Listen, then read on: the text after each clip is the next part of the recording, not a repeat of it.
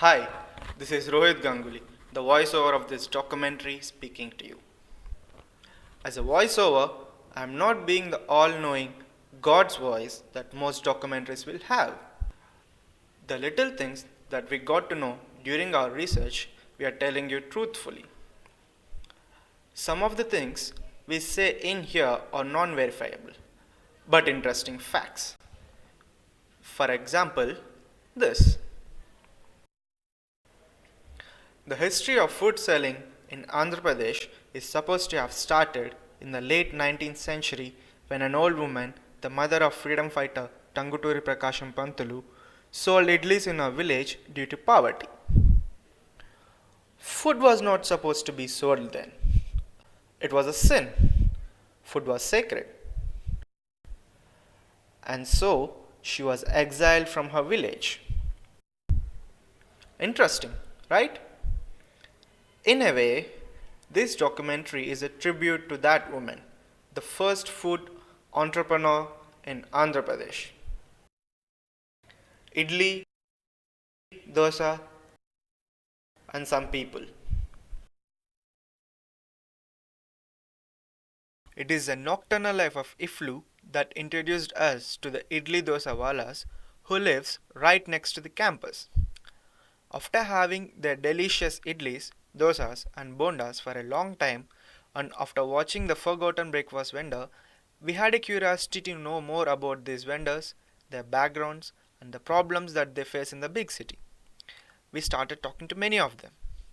ఫస్ట్లో వచ్చినాక ఈ సైకిల్ కూడా లేదు సార్. అప్పుడు ఫస్ట్లో వచ్చిన వాళ్ళు అయితే ఇట్లా మోసుకుంటే అమ్మారు సార్ ఇద్దరు ముగ్గురు. అప్పుడు సైకిల్ కూడా అంత నాలెడ్జ్ లేదు సార్. ఆ టైప్లో తర్వాత సైకిల్ కొనుక్కుంది. ఇప్పుడు టీవీఎస్ ఎక్సెల్ వచ్చినాయి సార్.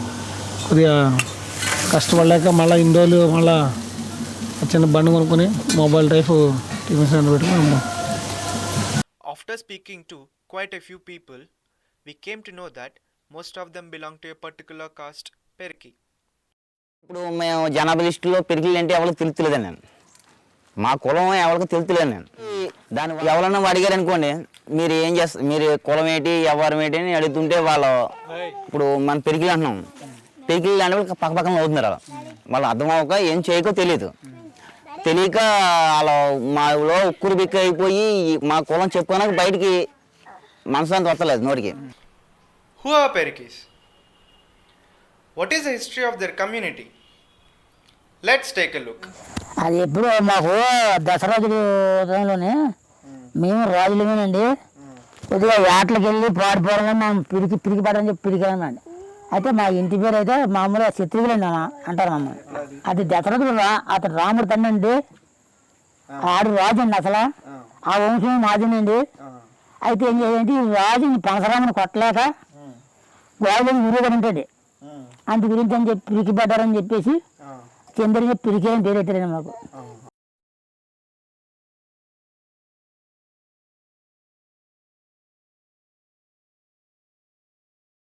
పునాది చేసి మా ఊరికి పోదాం వస్తుందంటే కొద్దిగా గిరాకీలు ఉండలేదు సార్. ఈ సంవత్సరం పోదాం అక్కడ మాకు ఇళ్ళు అవి ఉన్నాయి సార్. అక్కడ వెళ్ళినా కూలి పని, ఎక్కడైనా కూలి పని డబ్బులు వస్తున్నాయి.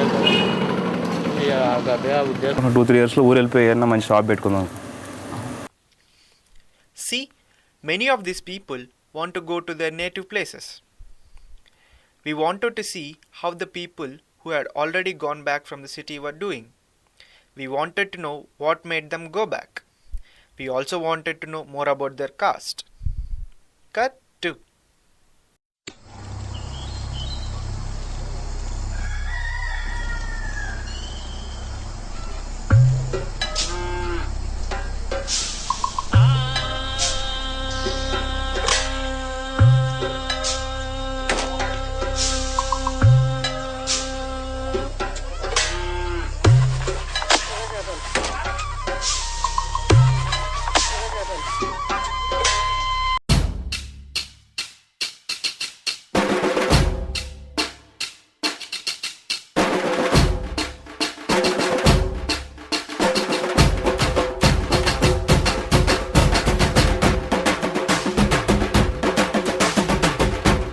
After reaching Annavaram, we started asking around about these vendors.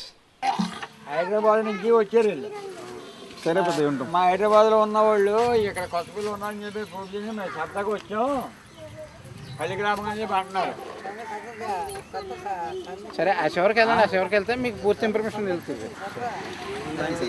అదే మొత్తం 400 గడపలని 300 గడపలని ఎన్ని ఇదిగో అది ఒకటి ఉంది, కొత్తపల్లి ఒకటి, వలసపాకలు ఒకటి, తిమ్మాపురం ఒకటి, ఇంకా క్యాస్ట్ ఎక్కడ ఉంటే అక్కడే పోయారు. అక్కడే చీరపురం నుంచి వెళ్ళారు, పచ్చిపాడు నుంచి వెళ్ళారు.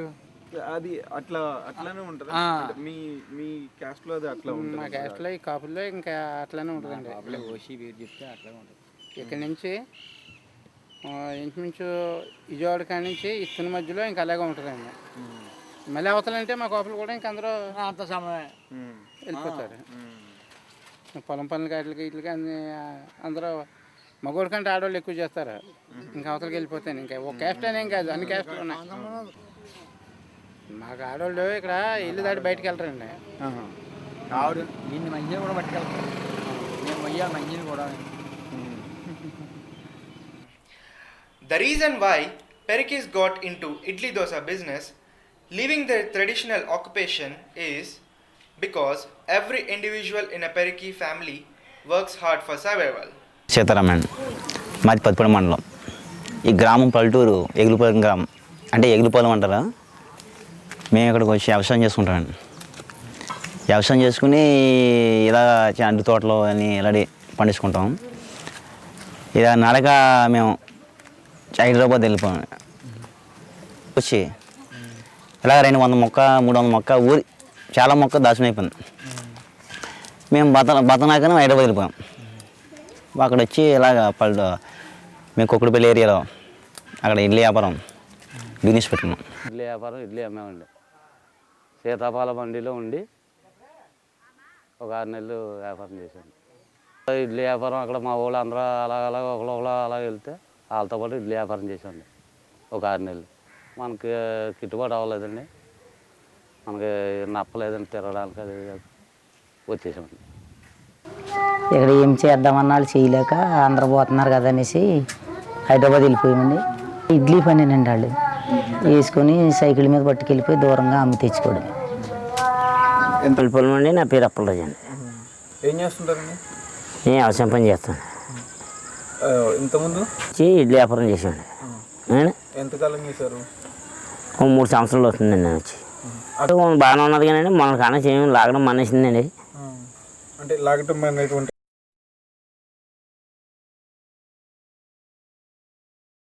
తర్వాత ఇడ్లీ వ్యాపారం అక్కడ మా వాళ్ళు అందరూ అలాగ ఒకళ్ళు అలా వెళ్తే వాళ్ళతో పాటు ఇడ్లీ వ్యాపారం చేసామండి ఒక 6 నెలలు.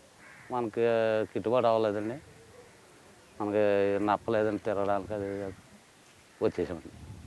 బాగానే ఉండేదండి, కాకపోతే మనకి పెద్ద గిట్టుబాటు వచ్చేది కదండి, సేల్స్ అయ్యేది కాదు. అందుకని ఇంకా వచ్చేసామండి. రాను రాను మేము అక్కడ ఉండగానే బళ్ళు హోటల్లో అన్నీ పెరిగిపోయాయి. మాకు కూడా పెద్ద గిట్టుబాటు కాక వచ్చేసాం. ఎలాగో దాంట్లో జరిపోతే నీకు ఏం మిగిలింది కాదండి. పైలాన్ని కూడా తెరసలా పోయామండి. తర్వాత ఈ కుర్రోళ్ళు అటు ఇటు వెళ్తుంటే కొత్తలు వచ్చారని ఊగులు వచ్చారని కొట్టడం చేయడం అది చేసేవారండి వాళ్ళు. ఆంధ్ర అక్కడ ఉన్నవాళ్ళు కొద్దిగా కుర్రోళ్ళు అమ్మాయిలు కాబట్టి ఇంక ఉండలాగా తీసుకొచ్చేసానండి. అంటే అది కారణం. వచ్చేదంటే ఒక బోకరించి తినేయడం, వాళ్ళు ఒక డబ్బులు పోవడం, గట్టిగా మాట్లాడడం, కొట్టడం ఇలా జరిగేదండి. Now let's go back to the original location, Hyderabad.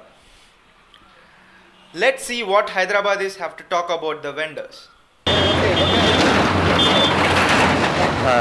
నా పేరు భార్గవ్ అండి. బేసికల్లీ నేను ఎక్స్-సర్వీస్మెన్ని. 20 years ఎయిర్ ఫోర్స్లో చేశాను. దాని తర్వాత ఇక్కడ 2000 నుంచి ఇక్కడ హైదరాబాద్లో ఉంటున్నాను. నేను జనరల్లీ ప్రిఫర్ ఎక్కువ చేస్తుంటాను ఇట్లాంటి చోట ఆగి గబగబా తినేసి వెళ్ళిపోవడానికి. ఇక్కడ ఏంటంటే ఒక సౌలభ్యం ఏంటంటే ఆగి ఒక 5 నిమిషాల లోపల బ్రేక్ఫాస్ట్ చేసేసి మళ్ళీ పార్కింగ్ గిర్కింగ్ కూడా ఏం ప్రాబ్లం ఉండదు. అండ్ మోరోవర్ వీళ్ళు ఫుడ్ కూడా చాలా బాగా మెయింటైన్ చేస్తారు. అండ్ దాని తర్వాత ఏంటంటే వీళ్ళు ఎక్కడి నుంచో పాపం పొద్దున్న 4 గంటలకు లేచి మంచిగా చేసుకొని మంచిగా నీట్గా పెట్టుకొని, వాళ్ళు హోటల్ వాళ్ళు కూడా చేయలేని డస్ట్బిన్లు మెయింటైన్ చేయటము, చేయి కడుక్కోవడానికి నీళ్ళు ఉంచడము, వీళ్ళు ఈ క్విక్ బ్రేక్ఫాస్ట్ లాగా చాలా ఉపయోగపడుతున్నారు జనాలకి.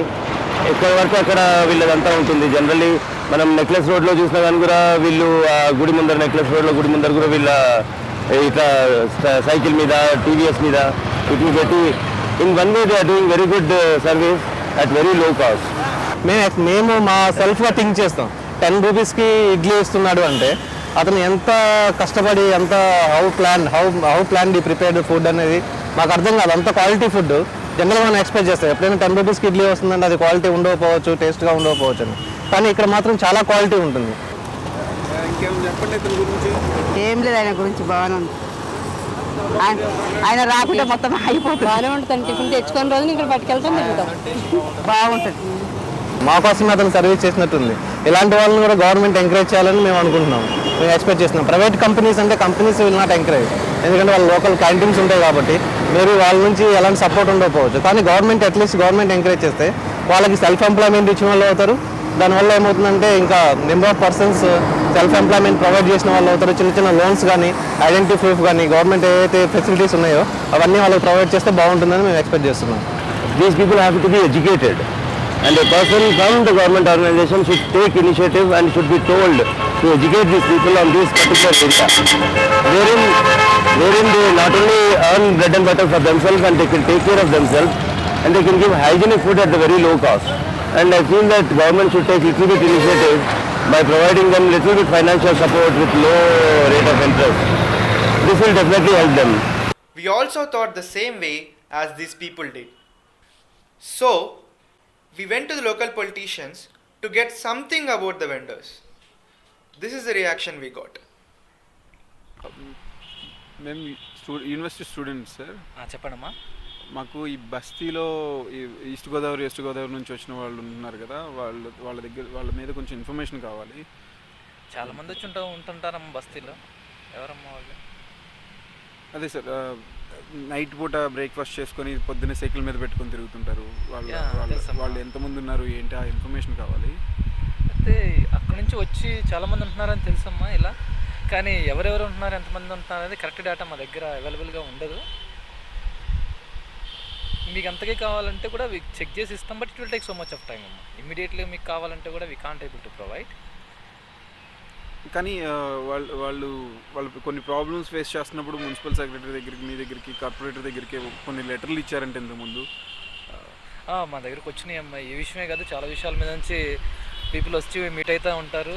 ఈవెన్ అది మా బస్తీ నుంచే ఉంటున్నారు కాబట్టి వాళ్ళు ఇచ్చినట్టు కూడా తెలుసు.